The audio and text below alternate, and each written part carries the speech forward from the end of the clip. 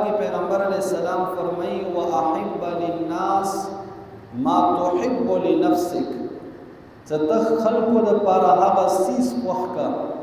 څه کم سیس ته خپل ځان د پاره خوښوي. نو اوس د دې کې یو سوال دا پیداویږي څه اوس یو سړی دی هغه خپل ځان د پاره ګناه خوښوي نو بیا به نورو د پاره هم هغه ګناه خوښوي. یو سړی دی هغه خپل ځان د پاره بې حیايي خوښوي نو بیا به نورو د پاره هم بې حیايي خوښوي. نو د دغه جواب محدثین حضرات دا کوي چې د دغه حدیث مبارکه تعلق هغه نیکو اعمالو سره دی، هغه طاعاتو سره دی. چې څرنګه ته خپل ځان د پاره نیکي خوښوي، ته خپل ځان د پاره یو خیر عمل خوښوي نو دغه خیر عمل دغه نیکی عمل تبل مسلمان ورور د پاره هم خوښ کا. اور اندرنګ د دې کې یو بل سوال دا پیداویږي چې وَأَحِبَّ لِلنَّاسِ مَا تُحِبُّ لِنَفْسِكَ چې ته خلکو د پاره هغه سیس خوښ کا چې کم سیس ته خپل ځان د پاره خوښوي. نو اوس کو دې دا مطلب دی چې ما یو سیس ځان د پاره خوښ کړی دی، لکه مثلا ما ځان د پاره یو لباس خوښ کړی دی. نو اوس آیا د دې مطلب دا دی چې زه دغه لباس دغه کپړې ووسم دی بل مسلمان ورور ته ورکم، اندرنګې ما خپل ځان د پاره بل یو د استعمال وځه سیس او یا د یو خوراک ول سیس ځان د پاره خوښ کو نو اوس دا به زه نه اغوستوم، دا به زه نه خورم،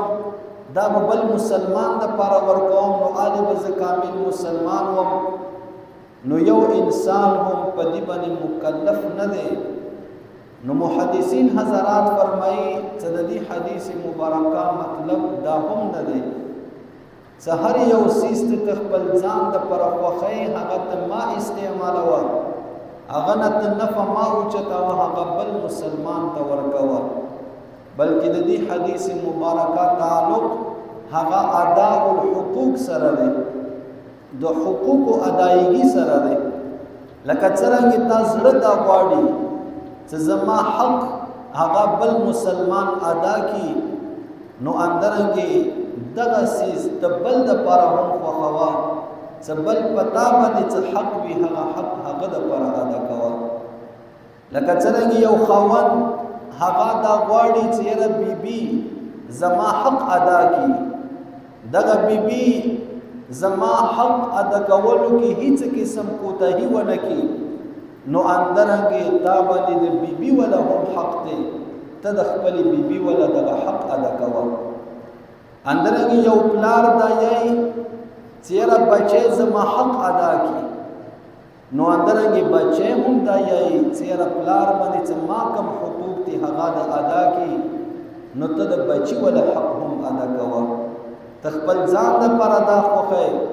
چې دغه بچي زما حق ادا کی نو بچي هم دا خوښي چې پلار زما حق ادا کی. اندرنګي ته ګاونډي ته دا غواړي چې دغه ګاونډي زما حقوق ادا کی نو اندرنګي هغه هم یو ګاونډي دی تا والا، هغه هم زړه دا غواړي چې دغه ګاونډي زما حق ادا کی نو لہذا ته د خپل دغه ګاونډي ولا حق ادا کوه. اندرنګي تا باندې چا قرضا دی یا تا چا باندې قرضا دی نو تا زړه دا غواړي او کنه غواړي چې دغه سړی ما ته دغه خپل قرضا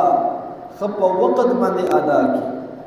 اور ټول راته په یو ځای باندې ادا کی اور دی ادایګي کې ما ونه کړی ما ونه ترسي ما ته ونی نکی نو اندرنګي چې تا باندې هم چا قرضا دی هغه هم سره دا غواړي چې دغه سړی د ما ته خپل قرضا په خپل وخت باندې اور په یو ځای باندې بغیر د کړهولو بغیر د ترسولو نه راتراکی نو هغه ته دغه خپل قرضا ورکړه. اندرنګي غرض دا چې کم یو سیس تعلق هم وي چې ته هغه خپل ځان د پاره خوښوي نو هغه بل مسلمان د پاره هم خوښوه. یعنی تا باندې څه قسمه معامله هم راغله نو هغه کې ته خپل ځان فرض کا څه اوس آیا دغه کار خدا ذاتی ما سره شوی وي نن دغه مسلمان سره دی نو دغه صورت کې زما د زړه تقاضا به څه شی وه زما د زړه ارمان به څه شی و زما د زړه خوښه به څه وه څه شوي وی څه دې په ځای باندې زه وی نو بس هغه سیز دغه مسلمان لپاره هم خوښه وه نو دغه حدیث مبارکه تعلق څه واحب للناس ما تحب لنفسك څه ته خلکو دپاره هغه سیز خوښ کړه څه کوم سیز ته خپل ځان دپاره خوښوې نو دی ولا تعلق اداء الحقوق سره دی چې څرنګه ته زړه دا غواړي چې یاره زما حق ته خلک ادا کړي نو ته د خلکو ول حقوق ادا کوه اندرنګ محدثین حضرات فرمایي چې د دی ولا تعلق هغه عدم الحسد سره دی یعنی حسد نه کولو سره دی لکه اوس تا ته الله تعالی یو نعمت درکړی دی نو تا زړه دا غواړي چې ما سره د دې کې څوک حسد ونه کړي حسد څه شي ته یې حسد تعریف علماء کرام دا کوي چې طلب د زوال نعمت د محسود نه دا ته کوي لکه تا زړه کې دا یې چې یاره دې سړي ته دا نعمت ورکړل شوی دی یا الله دینه دغه نعمت واخله ما ته یې راکړه او یا خو ما ته یې هم نه راکوي خو یا الله دغه مسلمان نه دغه نعمت واخله مثلا مال و دولت ورته ورکړی دی حسن و جمال ورته ورکړی دی علم ورکړی دی شهرت قبولیت مقبولیت ورته ورکړی دی اندرنګ بل یو صفت بل یو انعام الله تعالی ور باندې کړی دی او ته هغه سره حسد کوي او یا یې چې یاره دغه نعمت څه دینه واخیستلی شي او ما ته میلاو شي یا ما ته د هم میلاو نه شي خو دینه د واخیستلی شي دې ته حسد یې نو اوس تا زړه دا غواړي چې یاره ما سره د څوک حسد ونه کړي نو اندرنګ بل دپاره هم دا خوښوه چې بل سره بیا ته حسد ما کوه بل باندې الله انعام کړی دی هغه باندې ته خوشحاله شه چې شکر دی یا الله چې دغه ما مسلمان ورور هغه نن په خوشحالو کې دی هغه نن په اطمینان او سکون کې دی نو دغه حدیث مبارکه تعلق هغه عدم حسد سره دی اندرنګي بل مطلب محدثین حضرات دا بیانوي چې دغه حدیث مبارکه تعلق واحب للناس ما تحب لنفسك د دې ولا تعلق هغه مشورې سره دی څه کومه مشوره تا سره یو سړی یو مسلمان ورور وکي یو کاروبار شروع کوونکی دی یا څه سفر کوونکی دی یا بل څه معامله ور باندې راغلی دی نو ته هغه ته هغه مشوره ورکا چې دغه په باب کې دغه کار کې دغه معاملې کې کچرته تا باندې راغلی وي نو تا به ځان دپاره څه خوښولو نو هغه مشوره دغه مسلمان ورور ته هم ورکا مثلا ته یو کاروبار دی تا سره یو ورور مشوره وکړه چې یاره دا کاروبار زه شروع کړم او که نه نو دغه مسلمان ورور باندې ته خپل ځان فرض کا چې که چېرته زه وې نو ما به دغه کاروبار شروع کول او که نه دې کې به ما دپاره ګټه و تاوان و ته ورباندې څومره مهارت لرې نو هغه مشوره دغه مسلمان ورور ته هم ورکړه چې یا وی کا او یا یې ما کوه اندرنګې تا سره یو مسلمان ورور مشوره وکړه چې یاره زه په سفر باندې روان یم پلنکي ملک ته څه وکړم او تا ته معلومات دي چې یاره دې دپاره څه کول پکار دي او ته ځان دپاره کم یو څیز ورکې خوښوې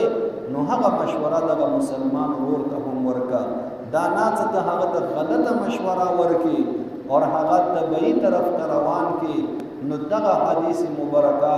خلاف به ته وګرځې اور پیغمبر علیه الصلاۃ والسلام څه فرمایي واحب للناس ما تحب لنفسك تكن مسلما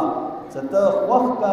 خلکو دپاره هغه څیز چې کم ته خپل ځان دپاره خوښوې نو ته به کامل مسلمان شي اور بل حدیث مبارکه کې پیغمبر علیه السلام فرمایي تاسو کې یو کس اوره پورې مؤمن نشي کېدلی تر څو پورې چې هغه خپل ورور دپاره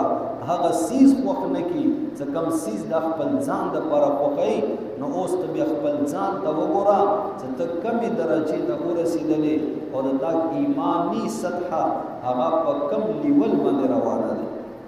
اندرنګې بعضې محدثین حضرات فرمایي چې د دې حدیث مبارکه تعلق هغه خیرخواهي سره دی. لکه ته خپل ځان دپاره دا خوښوې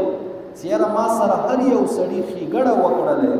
نو اندرنګې بل سړی هم دا خوښوي چې ما سره هم خلکو ښېګړه وکړلی نو هغه سره ته ښېګړه کوه.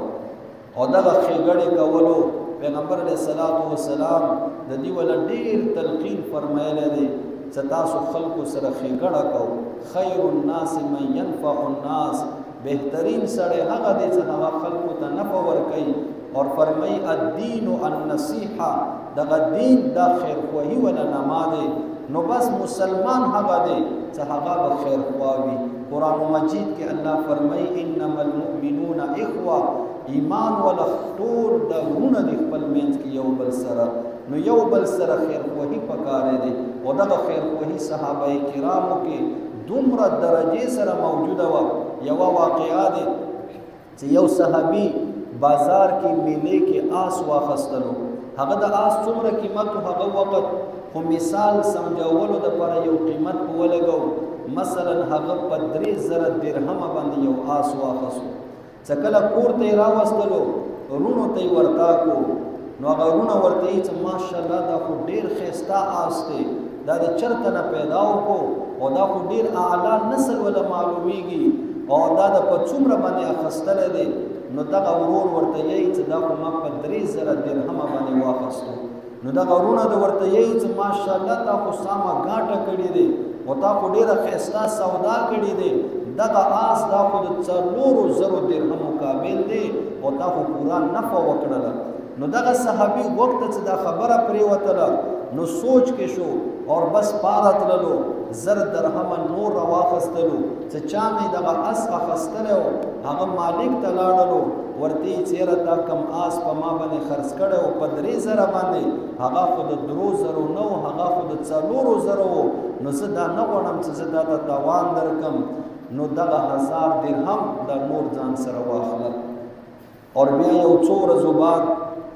چې د آسیانو مقابله وه، صحابه کرامو به ګوړسوري کوله، مقابلې به کولې چې دې سره د جهادي ټریننګ هم کېږي، بدن ته طاقت هم ملويږي اور تفریح هم ورسره کېږي. نو مقابله وه ډېر زیات آسیانو. نو دې کې د دغه صحابي وله دغه اس اول نمبر باندې راغلو او ډېره ښه مقابله یې وکړله. نو ټول خلک ورته حیران وو، هر یو سړی به راتلو او د دغه آس وله تعریف به یې کولو او پوښتنې به یې کولې چې دغه آس ته چېرته نه پیدا کړی دی، دا د په څومره باندې اخیستلی دی، یاره دا خو د دومره وله آس پکار دی. نو قیمت یې ورته ولګولو چې یاره دغه آس خو 8000 درهم وله دی،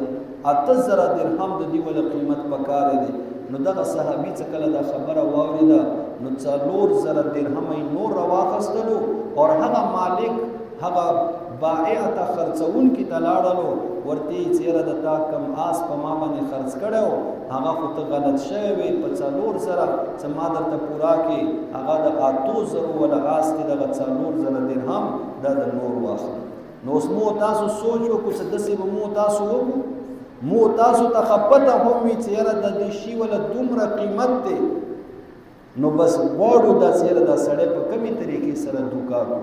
دغه سړی په کمې طریقې سره غلط کړو. اور بیا دا چې دا مو تاسو وایې که نه بس یو به چې یاره اله خو چکه ولګېده، اله خو چېرته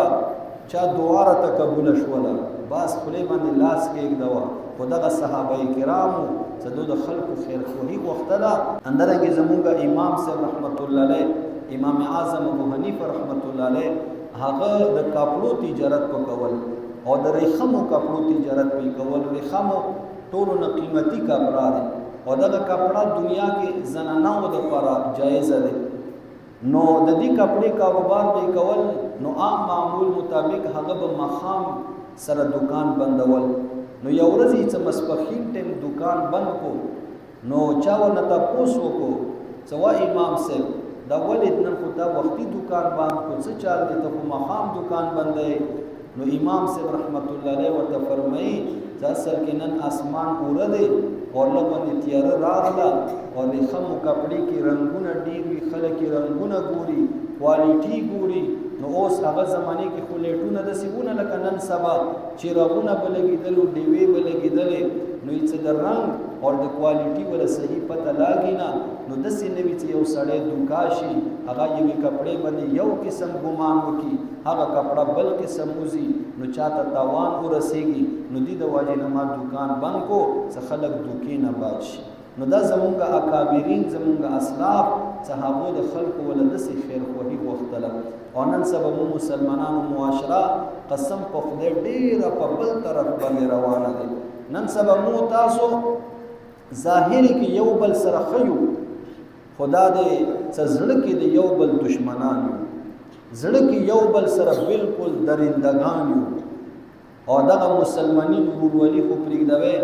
څه کله سکارونه هم څه کله یو بل سره جدا شي نو باس هغه یو بل سره بالکل زړه کې دغه دشمني وي چې زما ورور دغه مخ ته لاړ نشي زما ورور ته دغه ترقي میلاو نشي زما دغه مسلمان ورور شهرت ونشي ما دغه مسلمان ورور ته فایده میلاو نشي او څه نه څه طریقې سره هغه راکاږو او دغه فایدې نه ختم کوو او زموږ ته د اسلام تعلیمات څه شي دي چې خلکو سره ښېګڼه کوه خلکو سره خیرخواهي کوه یو بزرګ یوه واقعه لیکلې خپله چشمدید واقعه چې یو ځلې زه یو ملک ته لاړم نو هلته سمندري ښکار هغه ملګرو کولو نو یلو چې دغه پښتو کې ورته کنیکبر یی او اردو کې ورته کیکړه یی نو دا حرام دی امام صاحب رحمت الله علیه په نیز باندې خو بعضې مذهبونو کې دا جایز دی دی خوراک کولی شي نو دا ځان ته خبره دی اختلافي وایي چې دی وله یې زه ښکار کوم نو یې چې زه کشتي کې کېناستم مشر وم ما سره څه وړه ماشومان هم کېناستو نو یې چې دی کې هغه کوم ملګري و هغو ښکار پسې کوو شو دغه کوم دغه کریب دی کیکړه کنیکبر دا یې رانیولو او بیا دغه کشتي کې یو باسکیټ غوندې شی ورته ایښی و نو هغه کې دغه اچولو نو دی کې چې ما ته دغه خبره راغله چې یاره دغه کنیکبر دا بهر نه ونځي او دغه ماشومانو ته تاوان ورنه کړي دا ونه یری نو یې چې ما هغه کشتي وله کم ډرایور و هغه د بنګلادیش علاقې و نو یې چې ما ورته وویلو چې یاره راشه دې ته څه طریقه وکړه دې په سر باندې څه کېږدوه چې دا بهر نه ونځي او چاته تاوان و د مړو ماشومان ونه یری نو یې چې هغه راته وویلو چې نه نه حضرت صاحب یریږه ما هېڅ نشته وایي چې راشه زه تا باندې یوه تماشا وکړم نو یې چې زه لاړم هغه باسکیټ کې چې کوم دغه کنیکبر پرته و نو یې چې هغه تماشا مو شروع کړئ چې دو ته تر ګوره نو یې چې دې کې هغه یو کنیکبر یې چې هغه څه کله بهر طرف ته د وتو پاسه راختو کوشش کول نو یې چې نور دغه دوه کنیکبر به ولګېدلو یې چې دا به دې خپو نه جګول لاندې به غورځول او چې کله هغه یې راوغورځولی چې بیا به بل خطو کوشش کول نو چې بیا به نور دوه کنیکبر راغلو هغو به دا راغورځول همدارنګې بل یو به هم خطو ته نه پرېږدول نو دغه بنګلی دغه ډرایور د کشتي وله ورته یایي چې دا سبا پورې یو هم نشي راختلی نو دغه بزرګ فرمایي چې ما ته خپلې ادارې خپل آفیسونه خپلې دفترې هغه مخته راغلې چې نن سبا زمونږ دفترو هم دغه حال دی زمونږ ادارو هم دغه حال دی چې هغه هره اداره وي هغه دینی اداره وي هغه دنیوي د سکول اداره وي کالج وي مدرسه وي او همدارنګې سرکاري دفترونه وي سرکاري عهدو باندې فایز خلک وي چې ما ته دغه مخته راغلو چې نن سبا مو مسلمانان هم یو ترقي ته هغه نه پرېږدي چې یو مسلمان ترقي کېږي یو مسلمان ته څه فایده میلویږي دغه نور د هغه ښه ملګري وي خو هغه ورسره منافقت کوي هغه دا غواړي چې یاره دا د ترقي ته ونه رسېږي یو سړي ته یوه عهده میلویږي هغه به کوششونه اندا کوي چې دغه سړی زه د عهدې نه خطا کړم چې کله دا خطا کوي نو خپل هم پاتې وي دا هم پاتې وي همیش عمر ورباندې اندقه شانتې تېر شي نو دې د وجې نه مو مسلمانانو شان د مو مسلمانانو صفت دا دی چې مو تاسو د یو بل خیرخواهي به کوو یو بل ته به تاوان او نقصان نه رسو څرنګه زه په خپل تاوان او نقصان باندې خفه کېږم سماته چو تاوان او نقصان را نکی نو اندرنګ زما بل مسلمان ورور هم په دې باندې خفه کیږي چې یاره دا هم دا یی چې ماته چو تاوان را نکی نو دغه مسلمان ورور ته تاوان ما ورکوه اندرنګ ته ګاونډي څه ته زړه دا غواړي چې دغه ګاونډي ما سره ښه وچلیږي دا ماته تکلیف راونه رسوي دا داسې یو نیم کار ونه کړي چې زما ژوند ورسره په عذاب شي نو اندرنګې ته هم دغه کوشش کوه چې تا د لاس نه تا د ژبې نه داسې کار ونه شي چې دغه ګاونډي ته ورسره تکلیف ورسیږي اندرنګې مو تاسو په غیبت باندې څومره خفه کیږو اوس یو سړي زړه دا غواړي چې ما غیبت ولا خلک کوي خیر دی چې کله راته پته ولګي چې یاره پلنکي کاس تا غیبت کولو تا پسې خبرې کولې نو څومره خفه شو چې یاره دا وګوره ما سره دومره جګړه ورسره کو ورڅو ورته ګریبان کې لاس اچوو چې یاره ته ما پسې داسې خبرې کړې دي نو څه کله ته دې باندې خفه کېږي چې زما غیبت چا نه کولی نو اندرنګې بل مسلمان ورور هم په دې باندې خفه کېږي چې زما غیبت هم چا نه کولی نو ته هم د بل سړي وله غیبت ما کوه اندرنګې چغلخوري ما کوه اندرنګې ته لکه خفه کېږي چې یاره ما ته چا زیاړه ما کولی ما ته چا مخامخ کنځله ما کولی زما ذات ته زما مور و پلار ته نو اندرنګې بس مسلمان ورور هم په دې باندې خفه کېږي چې ما ته هم چا کنځله نه کولی نو بل مسلمان ورور ته هم تکلیف ما ورکوه چې هغه ته کنځلې وکړي